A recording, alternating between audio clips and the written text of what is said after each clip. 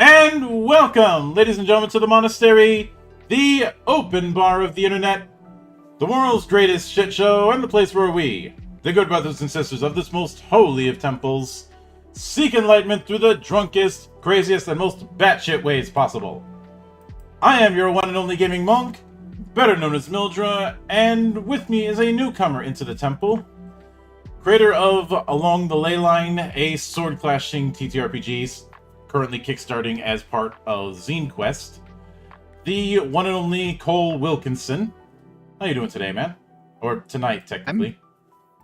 I'm doing great. I mean, so far my Kickstarter has funded, so that's like super awesome and encouraging to me, and I'm excited to share this game with people and get people playing it, get people excited to express their own creativity, and ready to talk about it today. Yep. So, one of the traditions around here is opening with the humble beginnings. So, walk me through your first introduction to role-playing games and what made it stick. Sure. So I remember after graduating from college in my first year teaching and in the workforce, finding some like stuff about D&D, and then I kind of asked around about it to the people I knew, but nobody like knew what it really was, or nobody really wanted to play. And then I just kind of like let that go. And then later, a friend of mine was like, "Hey, Cole, you're nerdy. Do you want to play D&D?" And I was like, "Yes, I do. Absolutely." And so we played this game for like 2 years, I think almost 3 years, and it was awesome. You could like do anything.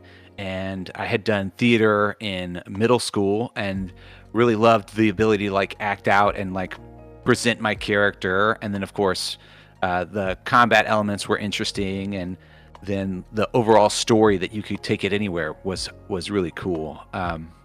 And then after that, after playing through 5e, like anything that I really like, I just sort of try to make my own and try to make my own little thing about it, even if I know like it's no good. Just like the aspect of trying to do it is just a part of like an inherent desire that I have to go try to make it. Like if somebody makes really good cookies, need to go and try like bake cookies.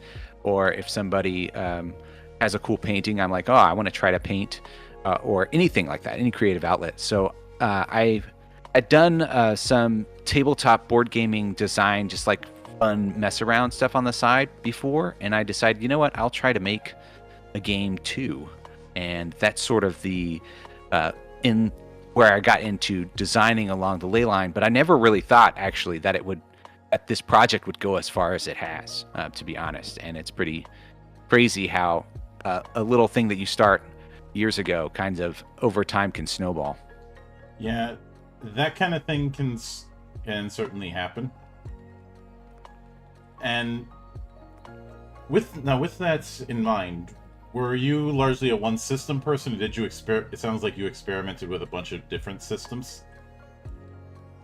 I have after starting designing it. Before that, like I thought all I ever knew about was D&D, and it never dawned on me that there were other systems that I could go and play for a long time. I don't know why. I mean, I knew that I was aware of them out there, because I had some kind of like Marvel role-playing game mat that I had in like high school that I got from like my uncle. And it was just like, it wasn't the game, it was just the battle map.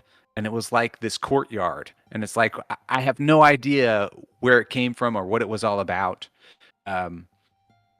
So I knew like in the peripheral of my mind that they existed, but I never thought, you know what, there's a bunch of other cool stuff out there. I should go and look at it, until like kind of my project had already developed quite a bit, if that makes sense. Yeah, I can certainly get that. And now one of the big things with this particular system is I believe you're doing a sheer one die approach. I.e., no matter what, you're rolling one die of a certain die code. And are you trying to aim high or aim low, or aim for in the middle? How are you handling that part of the core mechanic? Sure. Yeah, I'll give you a rundown of the mechanics. They're not terribly complex. I've played with like little kids and they get it. So you have all your different die sizes, like a D4, D6, D8, D10, D12. And one thing I would notice when I was developing the system is that each of those go up by 2. So they always increase by an even number.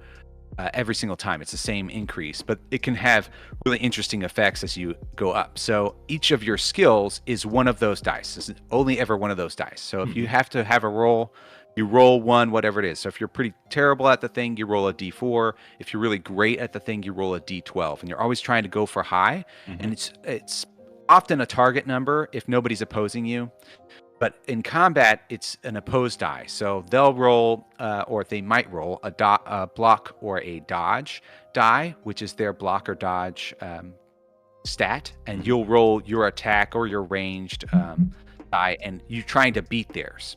And if they roll higher, then they block it or they dodge it. If you roll higher, you hit them. And what's interesting is if you each roll the same die, time slows down, and then you both roll a d20, and whoever gets the higher die on d20 gets like a super awesome success. They get to do extra damage or do something on top of that. And if you tie again, then you get locked into a struggle, and it's like where like the swords clash onto each other, and you're stuck there, and you can't do anything. Like neither of those characters can do anything, so they're like sitting ducks for other people to hit them. Yeah. Now that is interesting, and I'm sorry to interrupt, but I do want to highlight the whole active defense thing. There have been plenty of games that do active defense, but there's always some kind of penalty, as if the default is tanking the hit with a static defense value. But that's not the approach you've taken. You have it that attack and defense is both active. What prompted that? Well, when I was sitting down and like playtesting it just with myself with the dice, and I was rolling back, I made up simple characters and rolling them back and forth, and it was like the die levels were hitting right, but then like it needed more. It needed more than just sitting there, I rolled to hit you, because that's boring. And then I've never played Dark Souls, but I've heard people talk about it, and how when you're playing Dark Souls, you have to like either try to block a hit or dodge out of the way, and you have to time it correctly. And thinking about that mechanic and wanting to bring it into the tabletop role-playing like sphere. So when you are being attacked, you have to think, do I want to block this particular attack? Do I want to jump out of the way of this attack? Do I want to save it for later? Or do I want to do something else with my reaction? Because there are other things you can do besides just blocking and dodging with your reaction. Yeah, I can certainly get that. It's a very choice decision to make. Now, shifting a little bit back into the core mechanics. Is there anything you already mentioned what happens if you get a tie? Is there anything extra that happens if you get the highest result on a die or the lowest result on a die? So there's nothing that happens on the lowest result of the die in the game.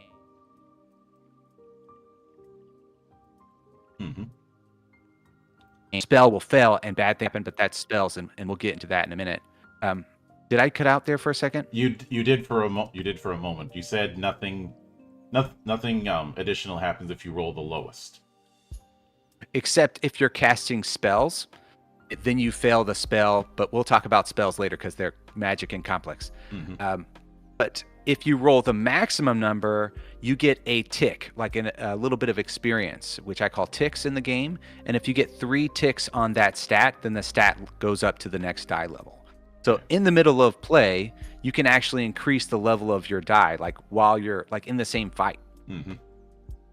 Which is interesting. I've seen the learn by doing thing, but there's been some other games that, like Dragonbane, that have it that you gain those particular ticks or pips or whatever you want to call it from failure more than success.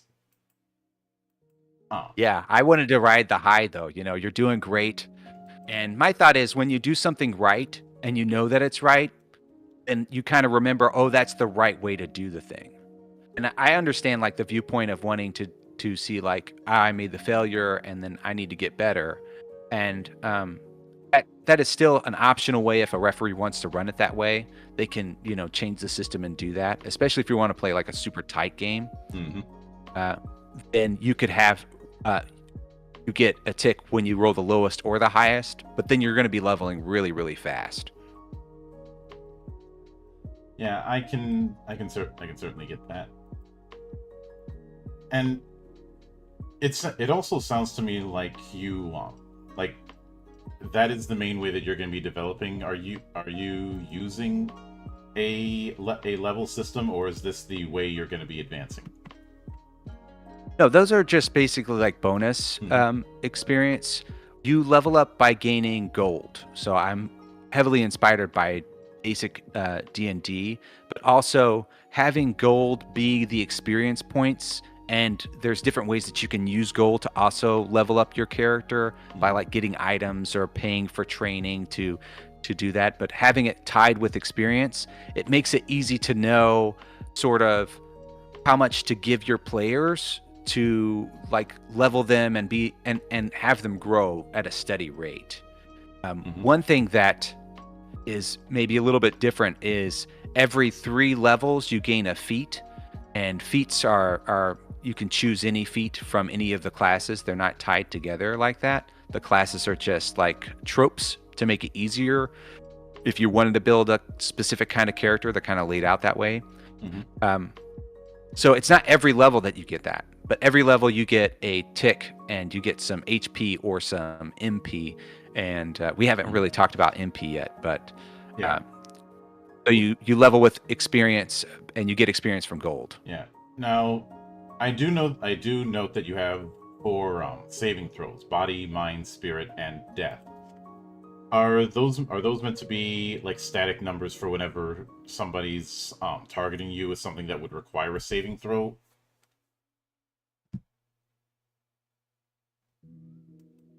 You know, i.e., they've got to beat it in like the example in the quick start. They've got to beat 6 in order to have that effect work.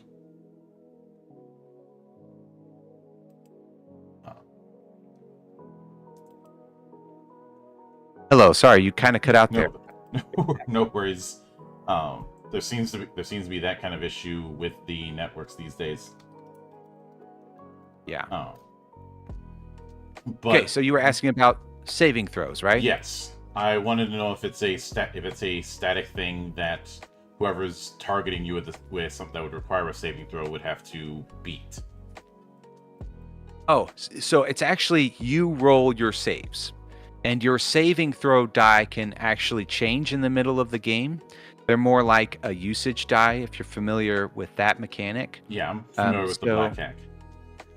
Yeah, but I think they just do a 1 and a 2, and your saving throws in along the ley line are 1, 2, or 3. So it's if you're at a D4, like you are in bad shape, because once your saving throws go from D4 and it would drop, then you suffer something bad, depending on what kind of save it was. If it's a death save, you die. If it's a body save, you lose 10 HP. If it's a mind save, then you're on the edge of consciousness, and some other things happen with that. You can't cast spells anymore. You're going to be losing mind points, and you could... oh, I'm sorry. I forgot. I did this wrong. If you go to 0 MP, you're on the edge of consciousness, and you'll be rolling mind saves every turn. But if you lose your mind save, if you're D4, then you either can choose to go insane, and then the referee takes control of your character, and they just have them for the rest of the game, or you can choose to go into an endless slumber, like Snow White. So you kind of get that choice. And if your spirit save goes... then you have to like be still and do nothing or turn around and run away. You basically are terrified. Yeah. Now, since you're dealing with a bunch of different skill types, as well as a class system, is it a case where when you pick out a class, you're getting like step ups to certain role types, or is it a case where you have like a number of picks that you can use to upgrade when you start out? So the classes are based on feats, and feats give you like additional abilities that you can do, like casting magic, and or getting advantage on certain rolls. So a lot of the feats give you like 3 different advantages for stats, like for social skills or for environmental skills like athletics or deception or things like that. But you can also have like combat skills, like being able to get advantage on a bladed weapon. Like if you're always going to use a 2-handed sword, then you always have advantage on that because that's your favorite weapon. Or you always get advantage on spells that deal fire damage because that's your favorite fire damage. One thing I haven't mentioned in this game is that advantage stacks. So you can have like 2 or 3 instances of advantage, and you'd roll multiple dice. You just always only pick the highest one. All right, I can get that. Now, with that in mind, since you mentioned classes are built around feats, is it a case where each class has like a short list of feats that they have access to? Yeah, so it is actually classless.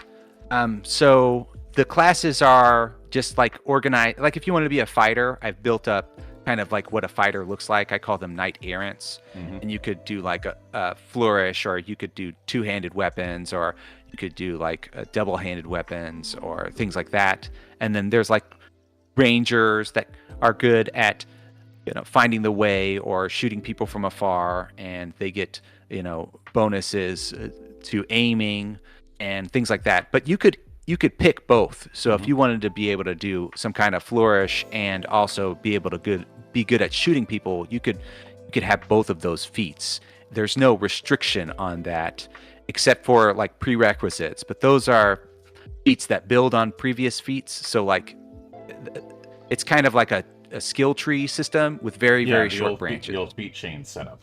And I'm guessing, unlike certain feat chains, looking at you 3E and Pathfinder, the prerequisites are going to be very light. Like a more advanced version of a feat just requires its predecessor. That's exactly right. I'm trying to keep a simple game, mostly because I like to think simply, but also because when you're running this game, I want you to have the freedom to make rules and adjustments to fit your game. And if it's too complex, you're like, well, I don't know if I change this one rule, if it's going to have like 50 other, effects down the road. I kind of wanted to limit it, if that makes sense.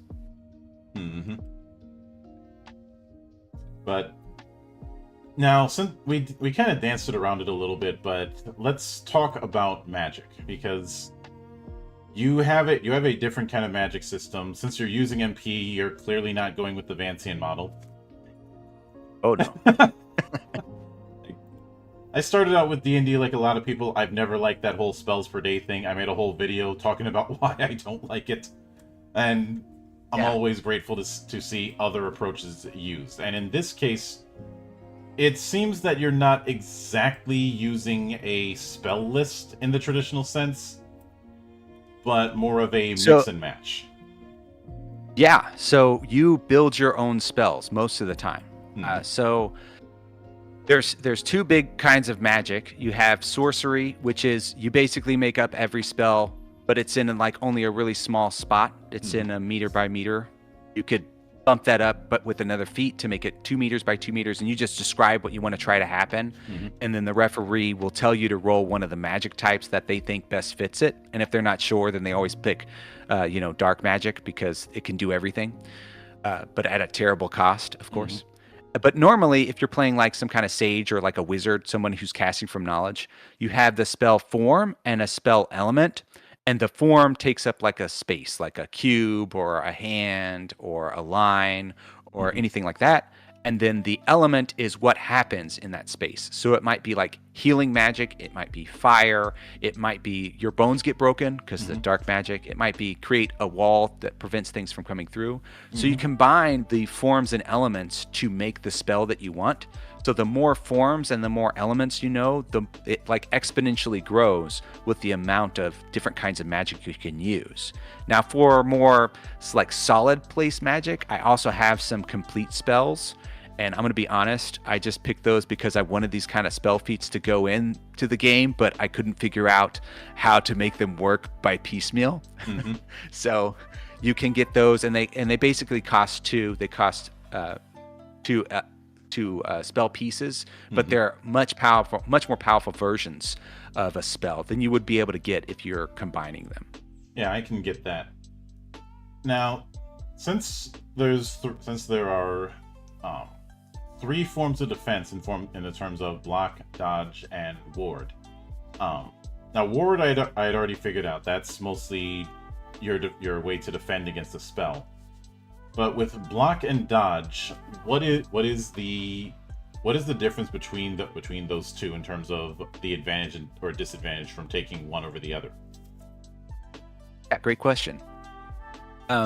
So if you're going to be blocking, you take the difference of the attack. So if you roll a 4 and they roll a 6, you'll take 2.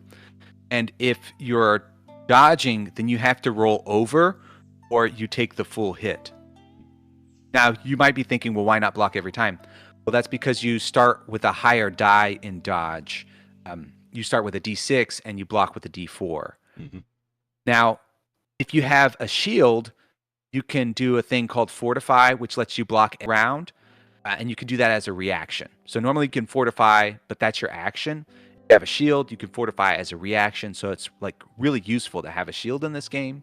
Mm-hmm. And there are some classes that work with dodging, like the ascetic, which is kind of like the monk character Pandering to me, Leyline. Yeah, maybe a little bit. You can use your dodge when you attack. If you don't have a shield, when you attack, you can also use your dodge dice, and then you can pick the higher one, and then you can level it up and just sum them together. And so monks can hit like super hard.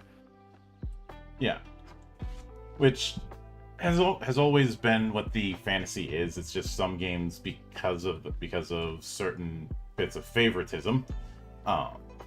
The monk archetype hasn't been able to fully realize its potential. I know I keep picking on 3rd edition, but it had a clear example of that, and is the poster child for what was known as multiple ability dependency, or MAD. One thing I've always liked in like the shows of like the martial arts shows, like they have weapons sometimes, and I've never understood why they always have to do unarmed strikes to get that bonus. So I look at it as a consequence of the wargaming background of a lot of TTRPG history, where you had a lot of characters that had to be very one trick because of the fact that you're dealing with whole armies. But role-playing games are not dealing with armies. And I think that's the reason you don't see that as much with games that don't have that wargaming DNA. Now, yeah, well, and along the ley line, if you want to attack with a sword and you're a monk, you can do that. So, yeah. And besides, you look at certain. Obviously, there's the warrior monks like Templars and the like who would be paladins in more traditional games, or the different weapons that are directly associated with monks, like whether it be the shakujo, which is a kind of ringed staff that's meant to be able to catch swords, or things like the twin hooks that are used by certain monks in East Asia. You know, especially in China, the twin hooks are basically hooked swords with the blade at the edge of it. It's hooked so that you can hook the ends together and spin it. You know, that's cool. You know, those kind of things. I always advocate weapon variety when it comes to games in general. Yeah, that was something I've deliberately sacrificed. I wanted players to describe whatever kind of weapon they wanted to make and have, and not to have a bunch of like lists of, you know, this weapon deals this damage. And that's why I made melee a stat that your character has. Mm-hmm.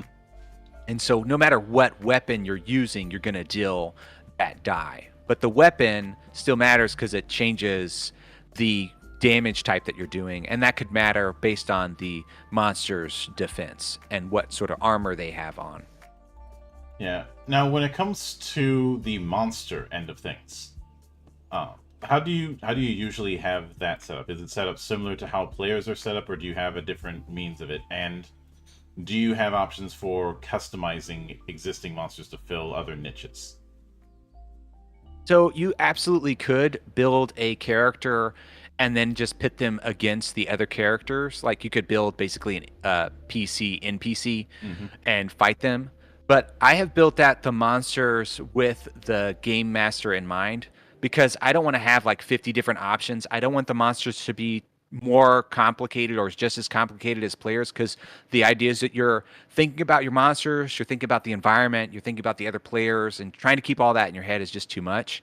So I have made it to where you just have like a couple of the actions that the monsters typically do, and a couple of like the reactions that the monsters typically do. And of course they have more things that they could do if you wanted to try to have them, do any of the other actions that a character could do. Of course they could try any of that. But the things they most commonly do are just set up on the character, on the monster sheet, so it's easy reference. And monsters typically don't do too many different things. They're going to be doing like a ranged attack and then a melee attack. But what I try to differentiate them from, instead of just like this is D6, D6, okay, whatever, is whenever the monsters do a crit, the critical hit has a specific effect that's for that monster.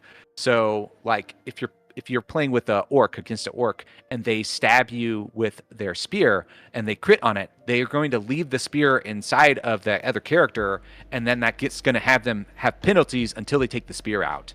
Or other characters will like break bones because they hit them so hard or stuff like that. So I try to differentiate the monsters in their critical hit effects and less so with the variety of attacks that they can do. Mm-hmm.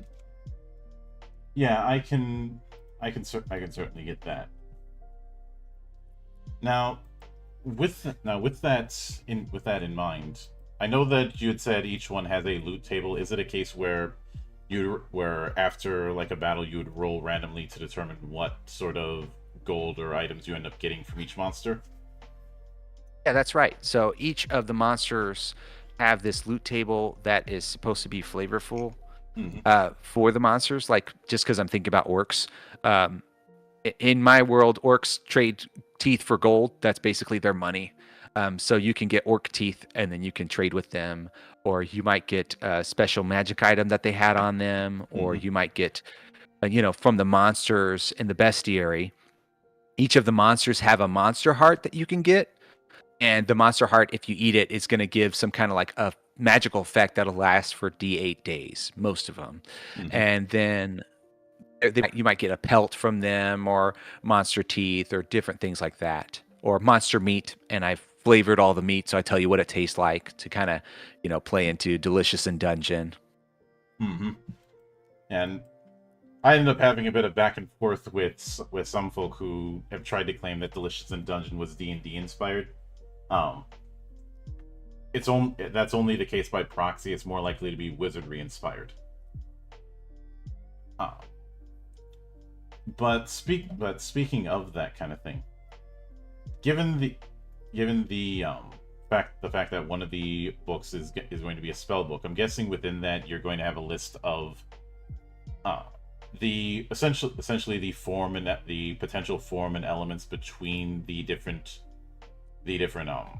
types of casting, like the different arcana skills. But is it a case where it's a unified list of form and element, or are there exclusive ones to each type of arcana? So each type of magic has its specialty and the thing that it's really good at and basically only does. And so like elemental magic deals with all of the elements. So fire, ice, stone, mud, starlight, moonlight. These are all elements. And then there's holy, which is like healing and protection. So anything dealing with that falls into holy. Support magic is kind of like blue magic. If you've played like Final Fantasy, oh yes, it's like hasting spells. Yeah, hasting spells, slowing spells, so buffs and debuffs, or just like magic itself, like a utility spell. I'm going to unlock a door. I'm going to lock the door forever. Teleportation. And then dark magic is, anything that you can think of the lore that you go kind of a little bit with, that's dark magic. Breaking bones, cursing characters, sucking out their life forces, summoning zombies, making deals with demons, like all of that is in there. And so each of them kind of has their own domain, and typically characters are want to specify for one of those, because as you continue to cast those spells, they kind of go up. Mhm. which is why sorcery isn't too overpowered, because when they're doing sorcery, they can't really do all the things. Like if they want to heal, they'll have to roll holy, and then if they want to cast a fire spell, they'll have to roll elemental, and then if they want to, unlock a door, it's support. So it's going to be constantly changing if they're constantly doing a bunch of different stuff. Unless, of course, they always pick dark magic, but then there's the dark sorcerer, and those have kind of connotations, and And it definitely sounds like the quadratic wizards isn't really going to be a problem here, but I'd like to play a little bit of word association, given the types of arcana that you have. I'm going to list off the 8 schools of magic that you see in most editions of D&D, and I'd like to hear which one of the arcana would probably be the best fit for that one. Okay, but I might need some help because I'm not super familiar with what all of them do. All right. I might need some reminders. So, the first one is conjuration, which is all about making something from nothing or making nothing from something. That would be support spells, where you're summoning things. Absolutely support. Yeah. Necromancy. Dark magic. All right. I figured that would be pretty simple. Evocation. That's like fireball, right? So that's... Yeah, fireball, burning hands, freezing sphere, prismatic spray, meteor swarm, all that stuff. Yeah, that's elemental. Elemental. Right. Abjuration. That's like protection, right? Yes. That's holy spells. All right. Transmutation. That's dealing with changing things, so that's going to be a support, usually. Unless you're like changing something into some kind of necrosis or elemental horror, then it would be dark. Yeah. Things like polymorph is under transmutation. Yeah, that's a support spell in my system. Mm-hmm. Divination. Oh, that's like telling the future and stuff? Find traps, Or like identify, locate creature, scrying, that kind of thing. Probably support, but also there's deities in this game, and so like if you're going to be, I know some of those spells talk about like praying to your god and getting a message back from them. That wouldn't even be magic at all. It would be a different system. Yeah. Enchantment. Enchantment is usually messing around with the mind. Probably dark then. If it's like charming someone. Yeah, that's charming, dark. hold person, sleep, mass suggestion, that kind of thing. Sleep would be support, but mind magic, like charming, would be dark magic. All right. And illusion. Support. Mm-hmm. And I can certainly go with that. I do find it interesting that you associated each one of them with a color. Was that somewhat influenced by, say, Magic the Gathering, for instance? It was somewhat influenced by Magic the Gathering, and it was also influenced by Final Fantasy. How they have the red mages and white mages and black mages and blue mages, and wanting to like partition everything that a magician can do, which I think is in early Magic the Gathering something they did really well, that they said this color does this one thing. And I think as power creep has gone on, it kind of went to every color can kind of all do the same things, which is great for play, but not for theme. And so I was trying to make it more thematic. Mm-hmm. Yeah. If you look at early sets, you could kind of look at and this is something that is somewhat there, but not nearly there as much. If someone says, "Oh, I run a black-red deck," you could make some educated guesses on their playstyle. Yeah, absolutely. Or if they say, "I run a rainbow deck," then you're going to raise an eyebrow because they're using all colors and are probably doing some of the ridiculous stuff with artifact creatures in the Mirrodin era. And if they're running a sliver deck, then you probably hate them. Yeah, well, I wasn't around for those days, but I do want to add with the colors that the namesake, along the ley line, there are rivers of magic that flow through the world, and you might have a blue ley line running in your area, and that's going to affect the way that you cast blue spells. It might automatically amp them and make them stronger. It might make them easier to cast. It might make them harder to cast. It just depends on sort of the effect that the ley line has. Yeah, I can get that. Now, when it comes to MP, is that what you end up using up to cast spells, or is MP more as a mental hit points kind of thing? MP is more mental hit points. It's like your mental resilience, and you lose MP when you fail casting a spell. So if you never fail a spell, you can just keep casting spells all day long. You mentioned earlier about the Vancian magic, and one of the things in Vancian magic is you have a limited number of spell slots, and once you use them, they're gone.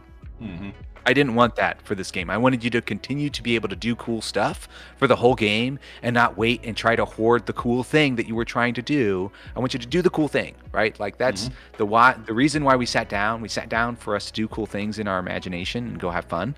And so there's no limit to what you can cast there, but there is always a risk that you might go insane. I'm perfectly fine with that. Magic is certainly there, but you're not having to deal with what I call the rainy day paradox, or the 99 megalixirs problem. Oh, like having to have a bunch of. You're gonna have to explain both of those to me. I'm not familiar. It's also known as too good to use by Let's Player HC Bailey, but it's basically where someone is playing very defensively with some sort of limited resource, thinking, "Oh, what if I need it for later?" I call it 99 megalixirs because there's always that one person who's like, "I can't use one of my megalixirs. What if I need it for later?" He says at the final boss of this whole story. Yeah, and I play that way when I play. Role-playing games on the computer, like computer games. In like Skyrim, I'll have like so many of these things. It's like, why? Why do I have all these things? Yeah, then you gotta worry about encumbrance. And in that regard, I enjoyed how Thief handled things, where after each mission, your item set resets. So you can't do that whole hold on to one potion until the end of the universe. Interesting. You have to pick what sort of tools you're going to be bringing for a given job, and make sure that they're tools you're actually going to use. Especially that's so hard to do. Yeah, especially since with Thief, well, you're not a master swordsman. You're not a master of magic. You're a thief. The main thing that you're going to be bringing with you is some specific kinds of potions and different types of arrows. Like an arrow that creates moss on the ground when you fire it. That doesn't sound useful, but considering that moss doesn't have as a lot of footstep as metal, it becomes very useful when you're trying to not be seen. Because you're a thief. Yeah, that seems like an interesting mechanic to really try to get the players to think about how to use what they have. Use creative with the limited resources, kind of. Yeah, I've taken that approach personally with some of my own work, because the whole maybe I'll need this for a rainy day. The problem is you can keep pushing that rainy day back further and further and further until it's the end of the campaign and you've got a bunch of stuff that you saved for a rainy day. But it becomes more like a library of stuff that you've got instead of just a few things. Yeah. Well, and along the ley line, I only give you so many slots that you can hold stuff with, and then you have to start figuring about how you carry it. So you can get like magic chests and things, but they're pretty expensive. So you really kind of just have to think about what's useful and what's not. But I do like the flexibility of coming up with something. So I do have dungeon gear in there, which you can just have, and it's some kind of useful item. because I don't want to have players sit around and think through the whole mission and what might be that one item that I need. Just no, you have dungeon gear, and then when you need the thing, it becomes the thing you want it to be. And I found it works pretty well at the table. Yeah, I can certainly get that. Now, as far as a page count for this, what are you shooting for? Well, they are written, so which one do you want me to tell you the page count for? Because there's a few books. Let me pull them up. For the referee's toolkit, it's 228 digest pages. For the player's tome, it's 126 digest pages. For the expansion, it's 104, I think, 103. And then let me pull up the bestiary. The bestiary is 168. And the secret grimoire, well, I don't want to share how long that one is because it's a secret. Oh. Though, especially given the length of spells that you have in it, I can definitely see that. And I know that it's a bit. As far as the Kickstarter, which congratulations on how well that's been doing. Is this going to be a case where you're going to have that straight on drive-thru RPG as soon as it's done? Yes. So as soon as the Kickstarter ends, I will email everybody who has backed it with the links to the PDFs that they can download, and then they will also be able to order. I'll give them a special link where they can order print on demand at a discounted price.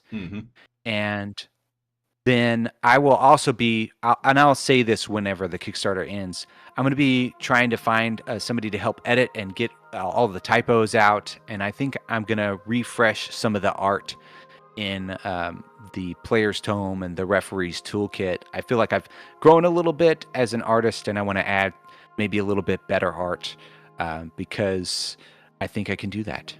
So my plan is to improve it, but as soon as possible, I want you guys to be able to download the PDFs, start looking at it, start playing it, start having a good time. Yeah, I can certainly get that.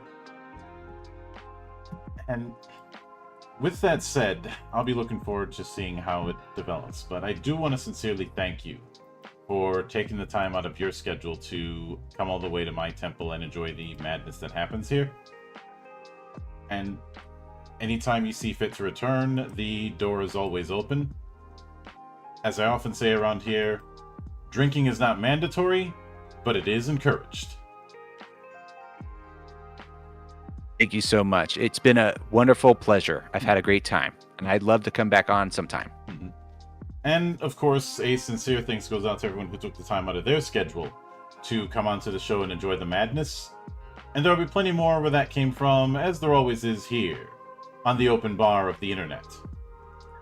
But until then, on behalf of the good brothers present and not present, my name is Mildra.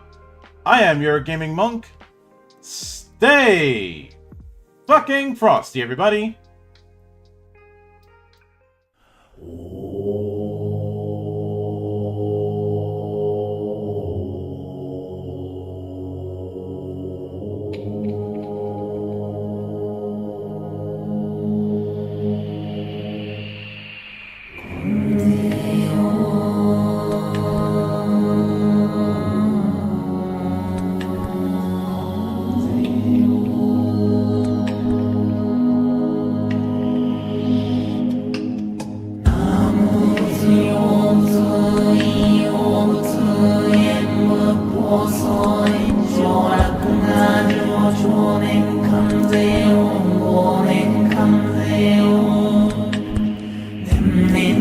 신기